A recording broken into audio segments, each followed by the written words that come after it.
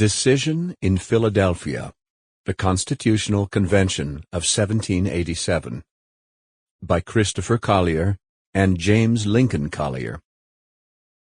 This book is read by Bronson Pinchot.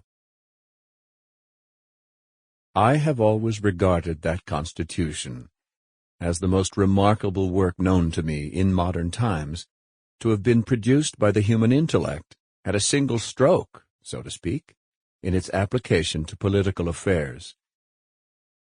William Ewart Gladstone, in a letter to the committee in charge of the celebration of the centennial anniversary of the American Constitution, July 20th, 1887.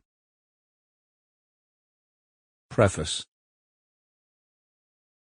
Of all the riches of human life, one of the most highly prized by human beings is freedom. The more of it we have, the more we are able to obtain the satisfaction of our other desires. In this freedom is the first requirement, and over the long history of mankind people have shown an astonishing willingness to risk anything, even life itself, in order to be free.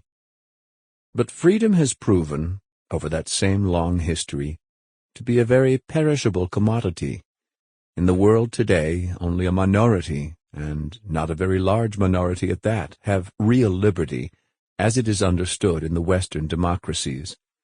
The freedom that exists in the United States of America, thus, is a relatively rare thing, something that most people elsewhere long for but do not really expect ever to have. Considering how rare and immensely valuable American liberty is, it is both astounding and dismaying that it should be so much taken for granted, and so little understood. Most Americans have some vague notion that they have certain rights: the right to say what they want, the right to a fair trial, the right to participate in government and to go to any church they choose, or to none at all. But few Americans have much idea of how their government was so carefully constructed to preserve their freedoms.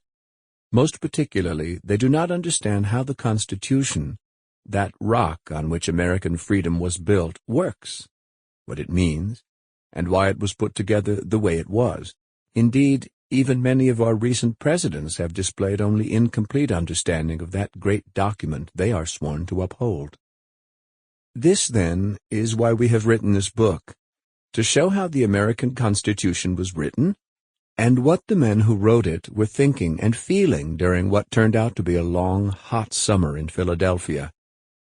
Like any such book, this one was written from a viewpoint, to grossly oversimplify, over the... Sample complete. Ready to continue?